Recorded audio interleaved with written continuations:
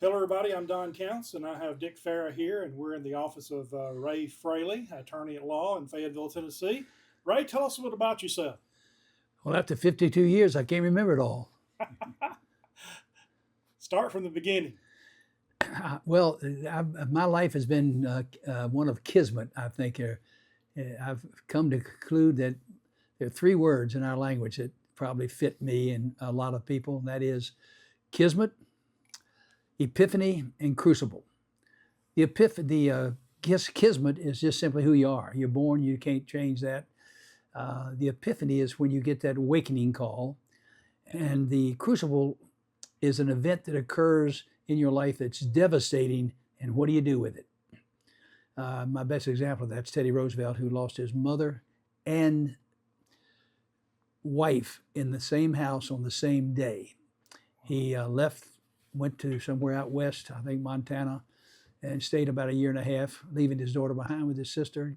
Came back and look at all the good he did. So that happened. My kismet, of course, is I was born in Alexandria, Virginia, with my fine parents, and particularly my mother, who was sort of a, to say the least, I could never do any wrong.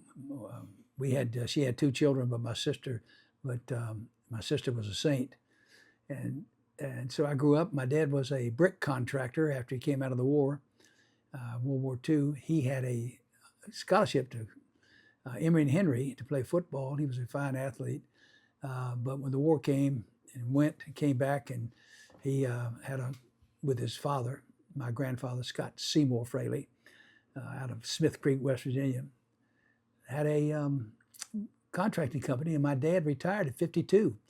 And before he retired, he asked me, I was traveling west, he said, do you want to continue the business? And I said, I couldn't do what you've done, Dad. So he retired and went to Wilmington, North Carolina, my mother's home. During that time, when I graduated from high school, I went initially to High Point, North Carolina, to play basketball and baseball. Stayed about 2 years, and then I took off. And I went out west, worked in various places, including picking peas in Walla Walla, Washington, and worked in Berkeley, California, Yazoo, Mississippi. I thought I could write the great American novel, and I was a night clerk at the Bienville Hotel. That failed, but I made some wonderful friends over there. It's a great story about that. 40 years later, when the Sugar Bowl game was played, I took them to my friends for Tennessee and Virginia to Bubba Holmes, who was he took care of all the artists. I considered myself one trying to write the novel, and so I took a lot of friends there. He had passed, but his niece still had his old restaurant with red beans and rice. So while I was out west for a couple of years, traveling around and carrying on, just trying to find my way, one night, about 2 o'clock in the morning, I was coming down the Colorado River. I'll never forget it, and got that epiphany.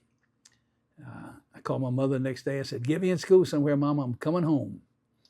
I had a caller from Kansas City. I didn't have any gas money left. And she wired it to me, and she got me in school. And I spent my first 6 months living with my great Aunt Jessie. What a sweetheart. In her home. And I went to school there, and I decided I was going to isolate for at least 6 months. And I did. And I was reading everything I could. And she allowed me to use the walls. We didn't have computers back in those days. I used the walls, and I had words, vocabulary words, on all four walls, ceiling to floor. Realized how deficient I was. And then I stepped out and played baseball at Wilmington, and then I left and went to North Carolina. I was married to a Merit Scholar at that time, who was my mother, my first child, and when I graduated, I was selling insurance, and I hated it, but I was successful somewhat. I went one Saturday to Raleigh, North Carolina, and I came back, and Diane, Nikki's mama, asked me, where have you been? I said, I was in Raleigh. She said, you selling insurance? I said, no, I joined the Marine Corps. And so that's where I spent the next few years in the Marine Corps. And it comes to that crucible event was I keep on my wall right to the left of me now the 44 young Marine officers that were in my basic school class when we graduated from Quantico. We all went over about the same time. during Tet, and lost 44 of them. And I keep it there. So when somebody says, Fraley, why are you still working? Because I can, and they didn't get a chance. And it doesn't bother me to the point where I feel like I'm psychic or something, or psycho. But it is a reminder that I've been gifted with that.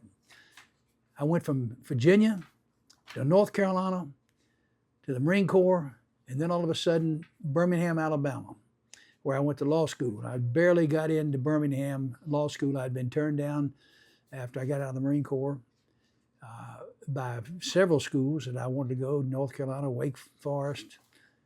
I didn't apply to Duke, of course, being a Carolina guy. But I got picked up to play point guard in a team out of North Carolina, and we won the North Carolina, South Carolina region, and we were able to go to the Southeastern region. It was in Birmingham, Alabama, and my center was from the Citadel, and had some great players. And we went to Birmingham to that tournament and got beat by 40 points the first night. And going out of town the next day, I passed Samford University, and I saw a sign that said Cumberland University. So I said, I need to go in there. And they said, what are you doing? All my buddies. And I went into the room and to the administrative building of the law school, and a man named Soa, who later became my criminal justice professor, said, can I help you, young man? I said, yes, sir. I'm interested in going to law school. He said, have you made application? I said, no, sir. He said, you got $100? I said, yes, sir. And he handed me an application. I signed it, gave him the $100, and 2 weeks later, I got the acceptance letter, and I got to Birmingham, Alabama, and met another young woman named Pat Matthews, who was instrumental in helping me get through law school, by the way, and came to Fayetteville. I'll never forget the first time I came into Fayetteville and out of the Park City. This was 50-some years ago, looking at that great panorama of a beautiful valley in Tennessee. And that's how I got to Tennessee. I always tell everybody that Pat didn't keep me very long. She used that old Ella Fitzgerald song, Don't Let That Doorknob Hit You Going Out. But we've remained friends ever since, and she's been a heck of a lawyer and a good friend, and gave me a son, Raymond Wilford Fraley IV. And then I met, through Pat, she felt sorry for me, I guess, and she took me down to Ethan Allen to help me get some furniture. and Debbie Fraley, Debbie Registration at that time, waited on me, and she was 21, and I think I was about 32 or something, 30. And she's been with me now and a bride, my ballast, for 49 years, I guess, at this point, and I couldn't do without her. So that's how I got to Fayetteville. Here's the key to life, though, in all the incidents. I was the luckiest man. Everything about me has sort of been kismet, and I somehow have been guided by a superior power, obviously, to get me here after all the travails and tribulations that I think I've undergone. He brought me to Fayetteville, the little village, as Fred Womack used to call it. And I was the only young lawyer here. Fred Womack was my competition and my mentor. What a great human being and a lovely man. And there's only a couple of us, so there were other lawyers, but they didn't practice in my kind of field. And then suddenly, as I've been in practice about 3 or 4 years, this lady came into my office one morning, and said, and I'll never get her voice, does the name Victoria Price mean anything to you? Big lady. And I said, yes, ma'am. But if you're that lady I saw on the TV movie last night, she was a Scottsboro case that happened in the 30s. As a result of that, they made a movie, and they sort of discolored her a little bit, and she was still alive. The writers, the writer of the book, Scottsboro, the Story of a Tragedy of American South, Dan Carter, we became friends later and did some tours because of, and this is a story that's worth telling just real quick, and that is the Scottsboro boys were coming from over in Georgia, probably Atlanta, on their way back to Alabama, and they were going through Paint Rock, Alabama, in Jackson County, and they were in a fight with some white boys on the train, and there were also 2 white girls on the train in a gondola, that's sort of a flatbed, and when somebody had seen from a tower and called ahead, said they're fighting on the on the train, and it was stopped in Scottsboro for its regular stop, and the boys were taking off, and 2 white girls were there, and of course the Scottsboro people who confronted these young boys wanted to know what these white girls were doing with these 2 youngsters that were black. They used the other word, of course. And within 3 days, those boys were tried and convicted. 3 days, and their lawyer was drunk. At that time, the NAACP was in its formative years along with the Communist Party, and they were vying for the right to have the representation of these youngsters, and neither one prevailed, but Attorney Leibowitz, who became a famous judge later on, came and took the case to the Supreme Court, and one of the great cases came out that every citizen accused is entitled to not only an effective counsel, and this lawyer that represented him was under the influence. And venue was changed to Morgan County, Alabama, Decatur, where a wonderful judge set aside the verdict and lost his career, but he was landed gentry. And over the years, Dan Carter, who wrote the book that was made into the movie, we toured on his behalf to show he was one of my heroes, this man was, to have the gumption to stand up and say it's right, it's not right. So that put me in every newspaper in America. I'll never forget it. My mother called me from Raleigh, from Wilmington, said, "You're on the front page of the Raleigh News Observer." Then all of a sudden we got the reporter came down here, Fred Beckerwitz from the Washington Post, and did a story and followed me around for 3 or 4 days. And it was just incredible. I was getting calls everywhere. I got a call one night at 2 o'clock, and he said, "Are you the SOB?" Because that's what it referred to in the article that I read about in the Washington Post. He was an umpire, national umpire, it was scab. When the umpires went on strike, he was brought in, and they later fired him. So I sued Major League Baseball. And I didn't win the case, by the way, because he didn't have a contract. But it was sort of thing. I got a call one night and ended up trying a lawsuit, a murder case in Chicago, Illinois. And the interesting thing about that, just to show you how my life has gone, is that when the judge was chosen who was going to try the case, he asked me if I was licensed to practice in Cook County, Chicago, Illinois, and I said, "No, sir, but I can handle it." He said, "No, we're breaking for lunch, and you better bring somebody back with you to introduce you to my court." Prohac Vici, they call that. I said, "Yes, sir." So a fellow tapped me on my shoulder and said, "Come on, have lunch with me." And I did. His name was Todd Musburger. We had a Polish sausage and a draft beer, went back to court, and he introduced me to the court. And the only thing I needed from him was to tell me, do I need north side jurors or south side? And he told me, and he turned out to be none other than Brent Musburger's brother. Wow. And later became his manager and lawyer and so forth. But yeah, that was a treat. And so things like that just went for me. And I'm not in practice 5 or 6 years, and all that's going on. And it's just to show you kismet. And that's where it went from there. And then I've had cases where I've tried medical malpractice cases. I'll never forget my favorite one to tell is a case I had in Bedford County in a nursing home, where a young 84-year-old lady that was the life of the party there died as a result of what I consider to be negligence. Her sigmoid colon had been perforated, and which I said was wrong. And the other side, the defense, said it was a volvulus, which is a twisting of the sigmoid colon. And we tried that case. At the start of the case, they offered me $50,000. And the clerk of court over there, Tom Smith in Bedford, said, "Well, you better take that, Fraley. That's a big verdict here." And 2 weeks later, at 9:30 at night, the jury came back with $5.6 million for that lady. And that was one of the great stories of my trial history. I've tried 49 homicide cases and several personal injury cases, of course, including the big one that I got as a result of the Scottsboro case. I got a case against Ford Motor Company. And again, kismet, Ford Motor Company, when I got that case, I was out of my level. I didn't have a clue.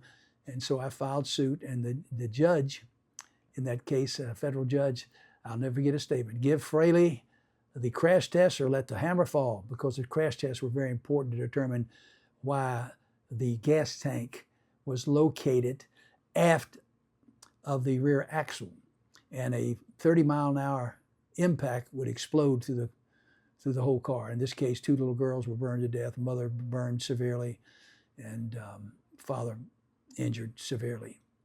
So I went to Dearborn and got those crash tests and looked at it, took depositions, and again, Kismet, taking depositions in the other room in Dearborn was a man named Mark Robinson and his brother Jeff. They had the largest jury verdict in the history of tort law in California against Ford. If I recall correctly, it was like $500 million and so forth. So we had, I met him. I had Bob Peters, a fine lawyer from Winchester, was with me, and my court reporter introduced me to him, and I'll be damned. We had lunch that day, and he asked what I was doing, and he had several of these cases because of his big victory. And I said, we'd like to get you involved. I need you, if you would, take a deposition of a NASCAR driver in California, just to show the importance of where a gas tank is supposed to be located, because their crash tests at Ford showed that they were after the rear axle with a firewall about an inch thick, which meant that it would, at 30 miles an hour, explode through the car. And he said, well, yeah, what do you want for it? What's going to be the fee arrangement for us, the California lawyer, Mark Robinson?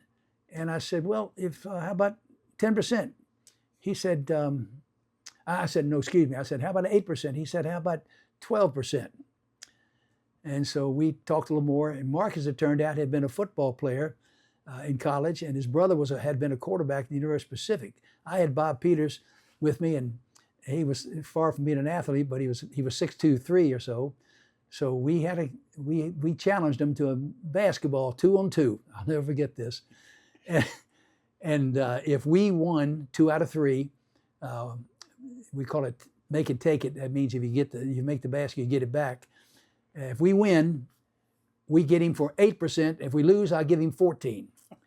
Well, it was a bloodbath. Peters took a hook shot from the top of the key in his hush puppies. I grabbed him. I said, give me the dadgum basketball, set a few picks, and we'll get them. And the next thing I know, after we settled all this case, I went to California at the trial for their trial lawyers and spoke at Disneyland Hotel. And my topic was how a Tennessee lawyer fleeced the #1 lawyer in California. And it was a lot of fun. And Mark and I became friends over the year, meeting at several places. And I had 2 other Ford cases, but that was one of the treats, those stories you can tell after it's over with. I've got 4 children, 10 grandchildren. That's my nuclear family. My oldest baby girl, who is a retired lawyer out of Birmingham, Alabama, and her husband, Scott Peckman. And by the way, if you have a family, and you've got to be blessed, and I am, with son-in-laws and daughter-in-laws. I'll talk a little more about them later, but they are priceless. Nikki and Scott have 3 children. Jake, who is a investment banker in Charlotte, and Fraley, who is a writer living in New York, Fraley Williams, and Thomas Peckman. I got my eyes set on him to be someday maybe a Sports Center commentator. Then came Will, and Will has 4 girls. His oldest is Maddie. I call her Maddie Lou, and she graduated from Skadden, that wonderful school over in Savannah, Georgia, and she's a writer and has written 2 plays and a movie script, and writers struggle, and I wish I could help her be the best she can be, but she's my throwback and a sweet child. Emma Brinkley, I call her EB. She graduated cum laude summa cum laude at Alabama, and now is a interior designer in Charleston, South Carolina, and loves South Carolina. And I'm really pleased for her. Ella Ray, who is at Middle Tennessee, she was at Alabama, but wanted to come home, and she says she wants to be a lawyer. So if I can take her away from Will, I'll have me another lawyer here, and she's as smart as a whip. And my youngest baby girl with Will is Savannah, and I call her Raylene after me and my mother, who is Willeen. And I send her a word every Saturday. We send a word, and she's a delight. Her parents have taken her everywhere, and such good. And her mother is Britton, excuse me, not Brittany, and I call her B. And she is an absolute delight and a wonderful human being, caring person. And then there's, of course, comes next is old Gus. Gus was after he got out of Carolina, was a college basketball coach for about 14 years or so, coaching at Tennessee Tech, Tennessee State, the last job at Old Dominion. He had a shot at the head job at Albany State, I beg your pardon, at Chicago State. And I told him, I said, Gus, they haven't won a game in 4 years. And he said, that's just the kind of program I want. But when Raymond Wilford Fraley the fourth came, and by the way, I want to correct something I said earlier, I called Will Fraley the fourth, and he's the third. Anyway, when Raymond Wilford Fraley the Ford, we call him Ford, came along, Gus decided he would come home, and did, with his lovely wife Lacey, who was a go-getter. Reminds me a lot of my wife Debbie. And they came home, and Ford is now 4 years old, and Maggie Blue, that's the latest. She's a doll. It's fine. My youngest baby girl,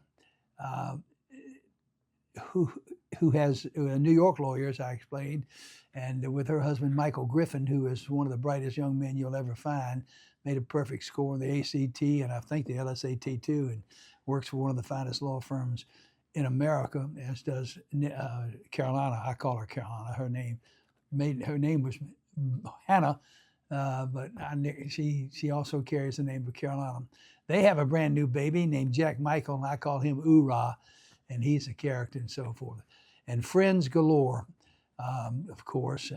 But the nuclear family I've explained. I also have the family that's not nuclear, but the suspended family and extended family, excuse me, and that's my cousins, and starting with Sandra and Bill and Brinky and Russell, Charles, and Mimi, who is our chronicler. We grew up in Alexandria, Virginia, real close with our parents. My Uncle Otis, who fought in Burma in the World War II, and my lovely and beautiful aunt, Ruth. So we grew up with a great family. We have an uncle who is actually younger than a lot of us, but he is Eston Brinkley, who is a Methodist preacher, and his wife Katie, and we get a good lesson from Eston just about every week that we all can comment on, and he's been a great source of courage and help and so forth. So the family's been wonderful, friends have been wonderful. We've mentioned some of them, Fred Womack, but John Bobo probably, and Joe Henry right now are probably my best friends over the years, because most have died out over the years, and that's always sad. I think somebody said I'd done 18 eulogies in a couple years over the years, and that's always sad. I lost my closest and oldest friend of 67 years, Bart Fry, two Augusts ago, and that's been a loss. And there's others, of course, that I've experienced in life that have been more than instrumental in helping me through my life. I guess most of all my mother, of course, who was, I can do no wrong, Charles C. Willeen. And my dad, of course, was Raymond Wilford. My grandfather, Scott Seymour Fraley, all those came out of West Virginia. And so life's been good. Yeah, it's, and I was fortunate enough, for whatever reason, I was, I think, the 99th lawyer in this project. They had, I forgot the name of it, but that we had a black tie affair afterwards, and all the previous recipients. And I took my youngest daughter with me. She was in law school at that time, and that was a treat. And I got an award. There was about 6 of us that were awarded Masters of the Law. We had a big deal in Memphis, Tennessee, and I had Rich McGee, my good friend, and several from, including Jerry Summers from Chattanooga, and Bell from Knoxville, and we met, and we had to make a little talk after we were given the award. And the restaurant they rented was packed.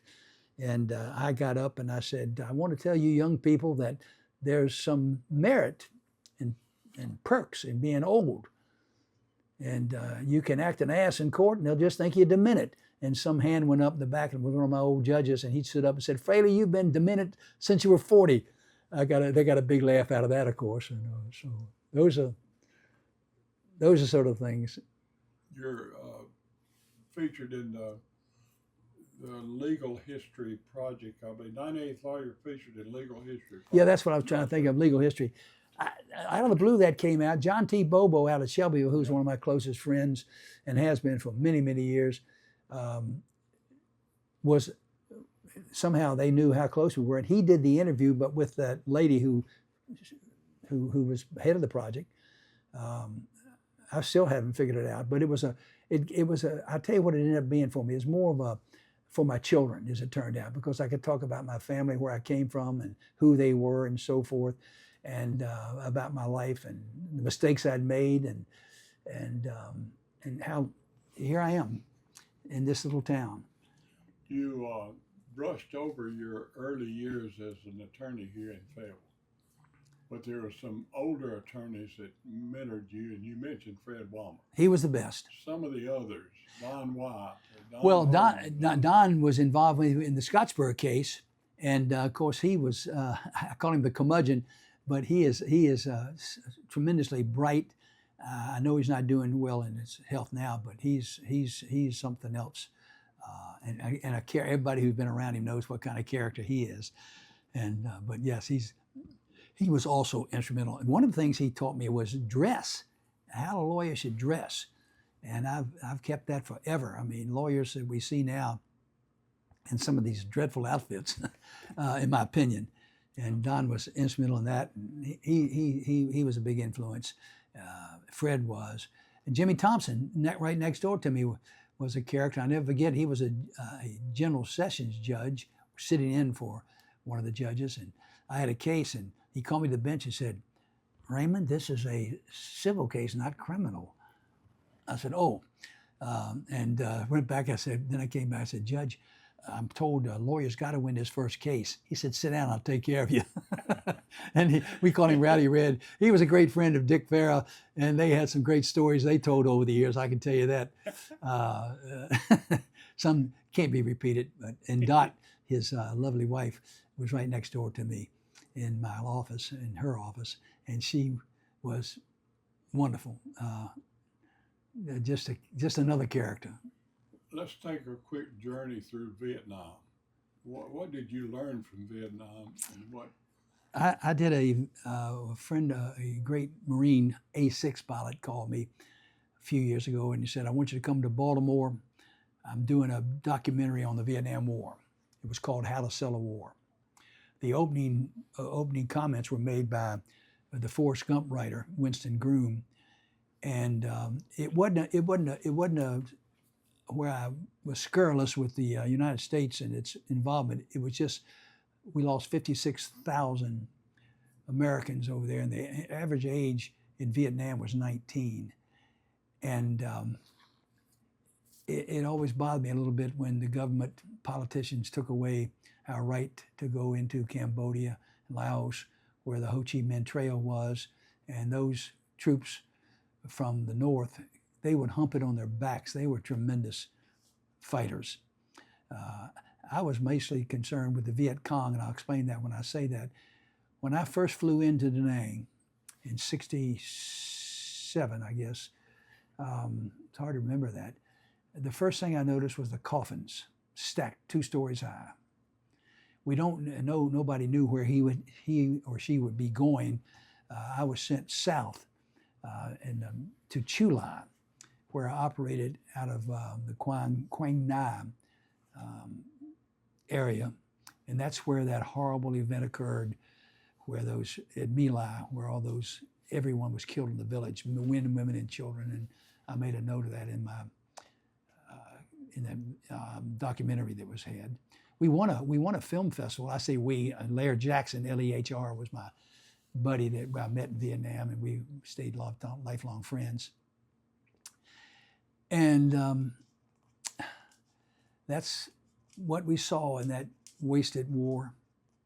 I've always had the feeling that Ho Chi Minh, who was educated, by the way, he was the president of the North, Vietnam, he was educated in England, spoke English, and was not a Russian or Chinese communist. He just wanted a unified country. And I don't think we gave him enough respect, in all candor. You remember the French were thrown out through his efforts, through the Vietnamese efforts in 1954. And when we went in again, just kind of picking up the pieces, and they had such crooked South Vietnamese leaders. So I just hate it. I mean, I look over here at my 44 young Marine officers were killed over there, particularly one named little Alan Herman. When I was in first day in boot camp, I'm in my bunk and the platoon sergeant comes in and throws a can down the middle of the thing, and we jump up, and right beside me was Herman, Candidate Herman. He looked like he was about 5'6" or less, and looked like he fell off a donut truck, but he wanted to be a grunt. And so for the first several weeks during our training, we had to go over hills and dale, and another Marine and I would hook him on our arms so we'd get him through it. And he was a grunt and went to Vietnam, and I had a weapons platoon of a force recon at Camp Geiger before I sent, and one of my troops was a kid named McDaniels, and I asked him, where's he from? He said New York, and his brother was one of my candidates that went through school, and he had just been killed, and I didn't know it, and his brother told me. Then I learned that Alan had led his troops off of a helicopter and was killed in a field of fire, and those sort of things. So yeah, it comes back to not haunt me, because I just want to know him, I remember him, without question. Let's turn to our Ronnie Carter group for a minute. Yeah. We have a lot of fun at our quarterly meetings, about 12 to 15 of us. There seems to be a lot of chemistry among the group. No one's jealous of one another. Have fun. A lot of Hall of Famers there. And the TSSAA is celebrating their 100th anniversary in 2026. And some of the things the Carter Group is doing I refer to it as the Carter Group because Ronnie Carter was the executive director of the TSSAA for 27 years. And tell us a little bit about the company we keep and the fun we have. Well, and I thank you for getting me part of that group because, of course, I knew Lewis Thompson. I'll tell this quick story about Lewis. My youngest son, Gus Fraley, he was in Randolph and in Huntsville, and he hated it.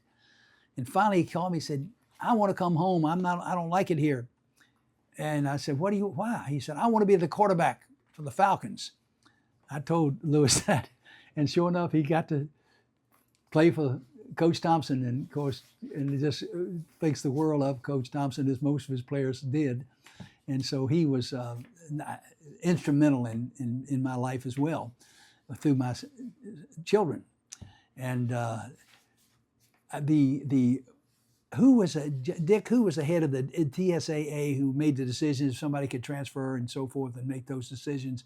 One of our group, I can't remember who it is all of a sudden on top of my head, but he denied Gus. We filed a petition before he could play and said that he's just coming to his own hometown, but it was a transfer and he denied it, and but did it with the reasons that were real, that were to protect the stacking of schools with transfers and so forth. And of course, one of our members, his son played baseball for me in a travel team, and later sang at our church. You know who I'm talking about, Dick? Yeah. Who?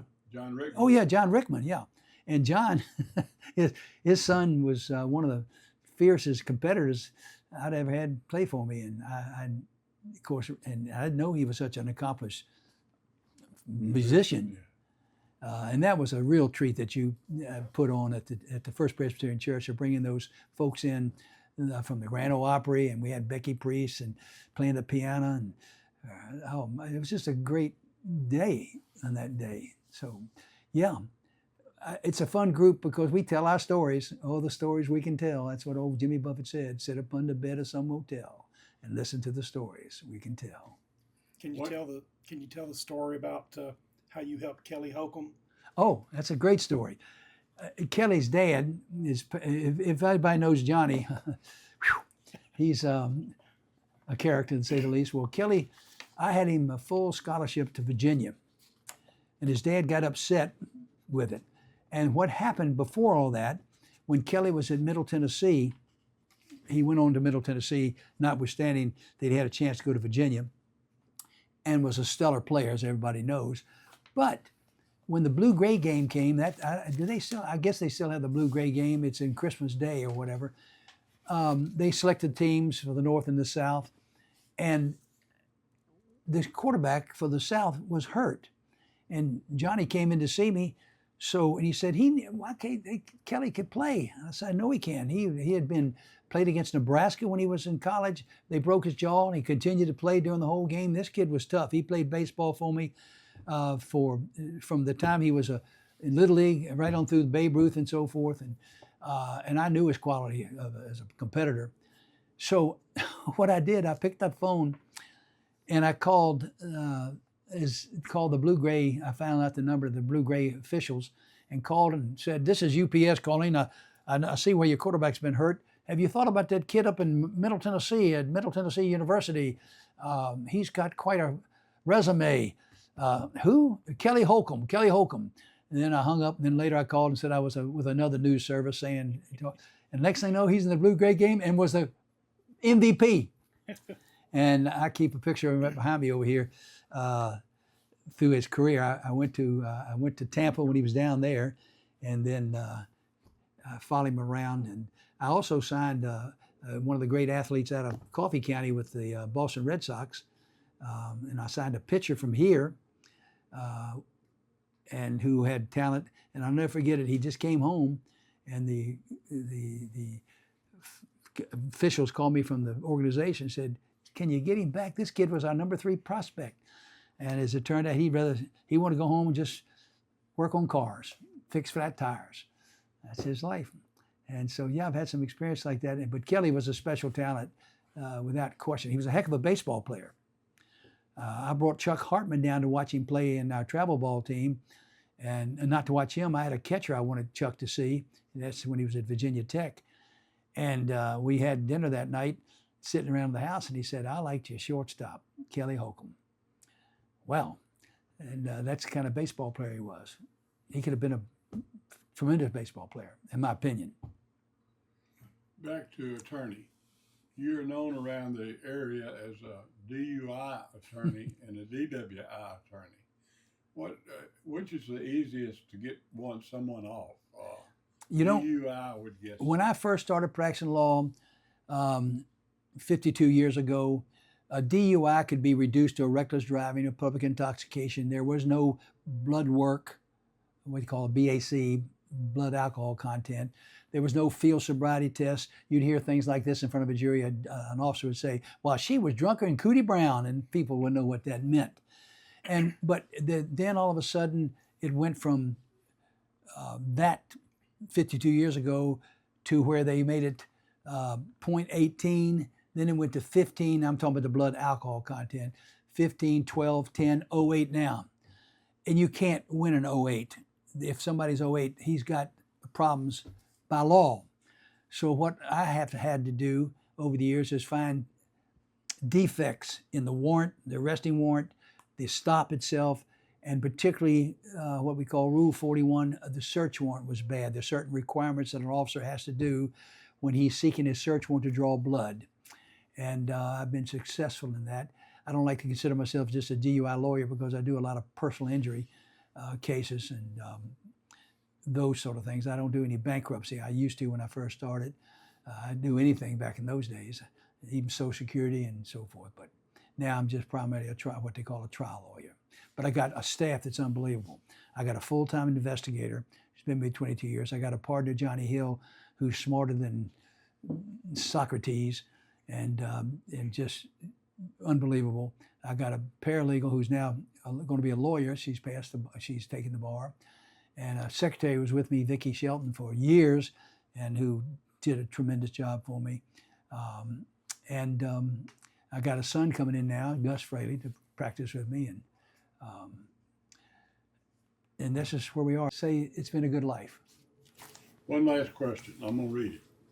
Realizing that our passing from this earth is inevitable, and knowing that your remarkable contributions will be a topic of conversation for decades, how would you like to be remembered?